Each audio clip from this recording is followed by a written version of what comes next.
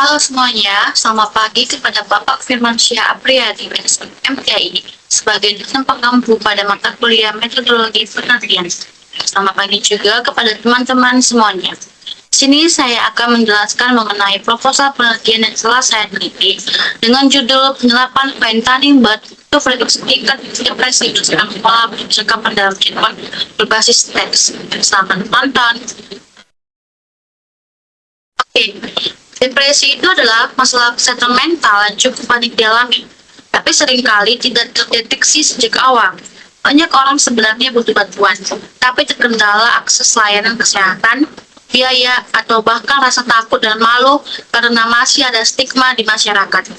Akhirnya, kondisi ini sering dibiarkan semakin parah. Dengan perkembangan teknologi, khususnya kecerdasan buatan dan pengolahan bahasa atau NLP, sekarang muncul alternatif solusi tanpa chatbot berbasis teks. Melalui chatbot ini, pengguna bisa bercerita dan mengekspresikan perasaannya lebih bebas tanpa merasa dihakimi. Dari percakapan tersebut, sistem dapat menganalisis pola bahasa untuk membantu mendeteksi tanda-tanda depresi secara dini. Cara ini dinilai lebih praktis, mudah diakses kapan saja, dan tetap menjaga privasi pengguna. Pada rumusan masalah ini, penelitian ini menjelaskan bagaimana model BERT yang sudah di fine tuning digunakan untuk memprediksi tingkat depresi dari percakapan chatbot berbasis teks. Dari percakapan tersebut, sistem mencoba menangkap pola bahasa dan cara pengguna mengekspresikan perasaannya. Selain itu, penelitian ini juga melihat seberapa baik BERT dalam mengklasifikasi tingkat depresi. Tidak hanya itu, penelitian ini turut membahas keterbatasan chatbot berbasis AI, terutama dalam memahami kondisi emosional yang kompleks, sehingga hasilnya lebih cocok digunakan sebagai alat bantu deteksi dini. Oke, pada slide selanjutnya ini, ada tujuan penelitian. Penelitian ini bertujuan untuk menerapkan metode fine tuning pada model BERT agar mampu memprediksi tingkat depresi berdasarkan data percakapan pengguna. Percakapan tersebut dianalisis untuk menangkap pola bahasa dan cara pengguna mengekspresikan kondisi emosionalnya. Setelah proses pelatihan dilakukan, kinerja model dianalisis menggunakan matriks evaluasi yang relevan untuk melihat tingkat keakuratan dan keandalannya. Selain itu, penelitian ini juga menilai potensi chatbot berbasis BERT sebagai alat screening awal kesehatan mental yang mudah diakses, praktis digunakan, serta tetap menjaga privasi pengguna. Nah, di sini ada juga manfaat penelitian dan batasan masalah. Penelitian ini diharapkan bisa memberikan manfaat dalam pengembangan teknologi, khususnya yang berkaitan dengan kesehatan mental. Hasilnya dapat dimanfaatkan sebagai dasar pembuatan chatbot berbasis AI untuk membantu screening awal depresi. Selain itu, penelitian ini juga diharapkan bisa meningkatkan kesadaran masyarakat tentang pentingnya kesehatan mental dan mengurangi stigma dalam mencari bantuan psikologis. Adapun batasan masalah, penelitian ini memiliki beberapa batasan agar pembahasannya tetap fokus. Analisis yang dilakukan hanya menggunakan percakapan berbasis teks dengan model BERT dan dataset Dutch Watch yang menggunakan bahasa Inggris. Selain itu, penelitian ini juga tidak membandingkan model BERT dengan metode atau model lainnya. Hasil prediksi yang dihasilkan dari sistem ini tidak ditujukan sebagai diagnosis klinis, melainkan hanya sebagai alat bantu screening awal untuk memberikan gambaran awal mengenai tingkat depresi pengguna. Nah, di slide selanjutnya ini ada landasan teori. Dalam penelitian ini, landasan teori disusun dari beberapa topik penting, yaitu konsep depresi dan kesehatan mental sebagai fokus utama penelitian. Kemudian, dibahas juga peran chatbot dalam bidang kesehatan mental digital sebagai sarana sebagai interaksi dengan pengguna. Untuk menganalisis percakapan teks, digunakan pendekatan Natural Language Processing atau biasa disebut dengan NLP. Model BERT dipilih karena mampu memahami konteks kalimat dari dua arah, sehingga dinilai lebih baik dalam menganalisis emosi dan makna yang terkandung dalam percakapan. Pada tahap tersebut, menunjukkan dua tahap utama dalam penggunaan model BERT, yaitu tahap pre-training dan fine tuning. Pada tahap pre-training, BERT dilatih menggunakan data teks dalam jumlah besar yang belum memiliki label. Di tahap ini, model belajar menebak kata yang sengaja disembunyikan dan memahami hubungan antar kalimat, sehingga BERT mampu memahami konteks bahasa secara dua arah. Setelah itu, model masuk ke tahap fine-tuning, di mana BERT yang sudah memiliki pemahaman bahasa dasar disesuaikan dengan kebutuhan tugas tertentu menggunakan data berlabel. Dengan menambahkan layer output yang sesuai, BERT dapat digunakan untuk berbagai tugas, termasuk memprediksi tingkat depresi dari pola percakapan pada chatbot berbasis teks. Oke, di slide selanjutnya ini, berdasarkan beberapa penelitian sebelumnya, model BERT dan chatbot berbasis AI sudah cukup banyak digunakan untuk mendeteksi depresi dan menganalisis kondisi kesehatan mental. Hasil dari berbagai kajian menunjukkan bahwa pendekatan NLP mampu mengenali pola emosi dan kecenderungan kondisi mental seseorang melalui teks percakapan yang dianalisis.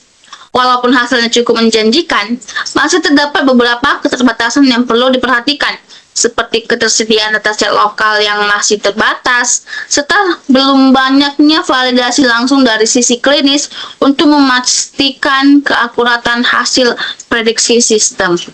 Oke, di sini juga ada kerangka berpikir. Kerangka berpikir penelitian ini dimulai dari percakapan teks yang dihasilkan oleh pengguna.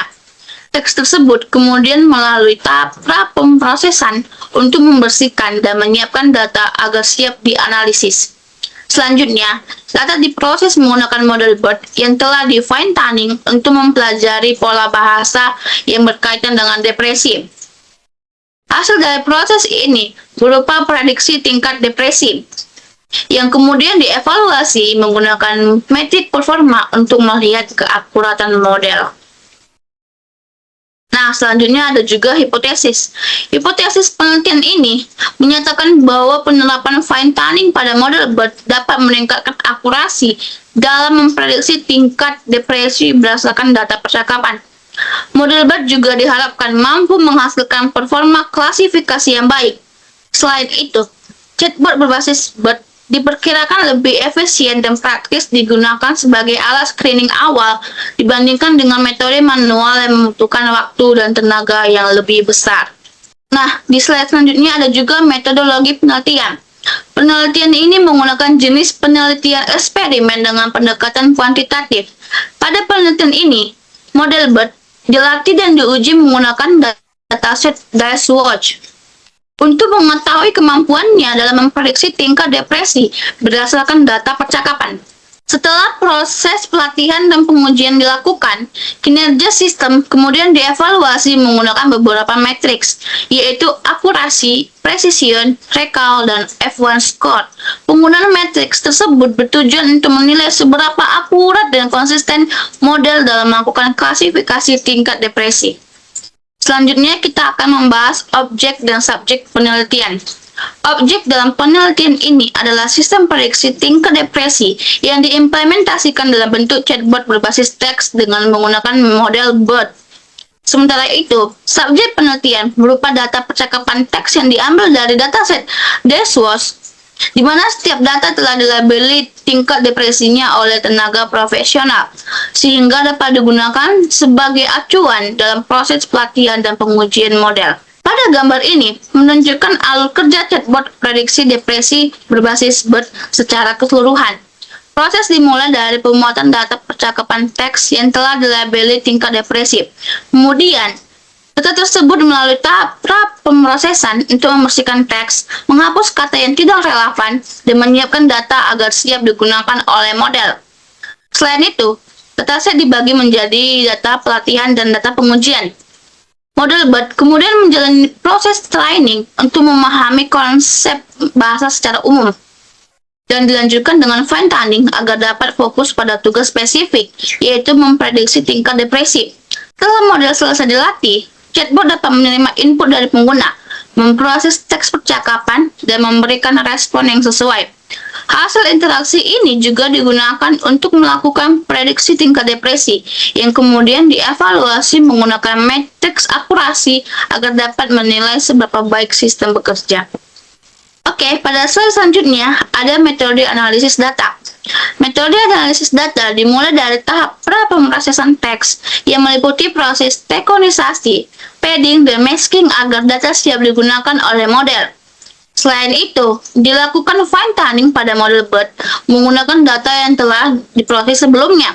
Hasil prediksi dari model kemudian dievaluasi menggunakan conversion matrix dan beberapa matriks evaluasi performa untuk mengetahui tingkat akurasi dan kualitas model. Pada gambar pertama ini, gambar tersebut menunjukkan bagaimana BERT memproses teks secara bertahap. Proses dimulai dari teks masukan yang kemudian diubah menjadi token, disertai dengan penambahan token khusus seperti CLS di awal kalimat dan SEP sebagai pemisah antar bagian teks.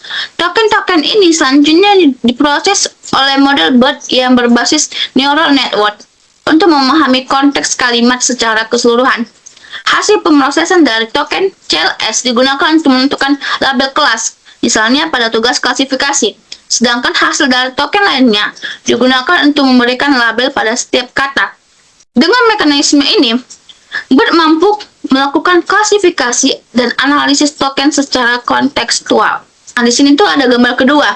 Gambar tersebut memperlihatkan arsitektur transformer yang terdiri dari dua bagian utama, yaitu encoder dan decoder. Encoder berfungsi untuk memproses data input dengan memanfaatkan mekanisme multi-head attention dan layer feed forward agar model dapat memahami hubungan antar kata dalam satu urutan. Sementara itu, decoder digunakan untuk menghasilkan keluaran dengan bantuan max attention sehingga model hanya fokus pada informasi yang relevan saat memprediksi kata berikutnya. Hasil pemrosesan data dari decoder kemudian diteruskan ke lapisan softmax untuk menghasilkan probabilitas keluaran. Oke, next. Di sini tuh ada hasil dan pembahasan. Penelitian ini menggunakan jenis penelitian eksperimen dengan pendekatan kuantitatif, di mana model BERT dijadikan sebagai sistem utama yang dilatih dan diuji menggunakan dataset Dice-Watch. Proses pelatihan dilakukan agar model dapat mempelajari pola dan karakteristik data, sehingga pengujian bertujuan untuk melihat kemampuan model dalam memberikan prediksi yang tepat untuk mengetahui kinerja sistem secara menyeluruh. Hasil prediksi dievaluasi menggunakan matriks accuracy, precision, recall, dan F1 score, sehingga dapat diketahui seberapa baik model bekerja dalam mengenali dan mengklasifikasikan data. Nah, tabel ini, kalau sistem menebak dengan benar, maka hasilnya disebut TP atau True Positive. Contohnya, data yang sebenarnya ringan dan diprediksi ringan juga, itu masuk ke TP atau 00. Okay. Begitu juga untuk sedang, ke sedang, dan berat, ke berat. Sebaliknya, kalau prediksi sistem tidak sesuai dengan kondisi sebenarnya, maka hasilnya akan masuk ke FP atau false positive, atau FN atau false negative. Misalnya, data aslinya ringan, tapi diprediksi sedang atau berat. Itu termasuk kesalahan prediksi atau FP. Atau kalau data aslinya sedang, tapi diprediksi ringan atau berat, itu juga termasuk kesalahan FN. Dari tabel ini, kita bisa melihat jenis kesalahan apa saja yang sering terjadi, dan seberapa akurat sistem dalam membedakan tingkat ringan, sedang, dan berat. Oke, kita sudah di slide terakhir, bagian kesimpulan. Dari hasil penelitian ini, bisa disimpulkan bahwa model BERT yang sudah melalui proses fine-tuning mampu memahami konteks emosional dalam percakapan dengan cukup baik. Model ini tidak hanya membaca teks secara biasa, tapi juga bisa menangkap makna dan emosi yang tersirat, sehingga prediksi tingkat depresinya cukup akurat. Hal ini menunjukkan bahwa BERT memang efektif dalam menganalisis teks secara kontekstual. Dengan kemampuan tersebut, chatbot berbasis BERT punya potensi besar untuk digunakan sebagai alat screening awal kesehatan mental. Selain praktis dan mudah diakses, chatbot ini juga lebih menjaga privasi pengguna karena tidak mengharuskan adanya interaksi tatap muka langsung. Oke, sekian penjelasan dari saya. Mohon maaf bila ada kesalahan dalam perkataan saya selama presentasi. Terima kasih.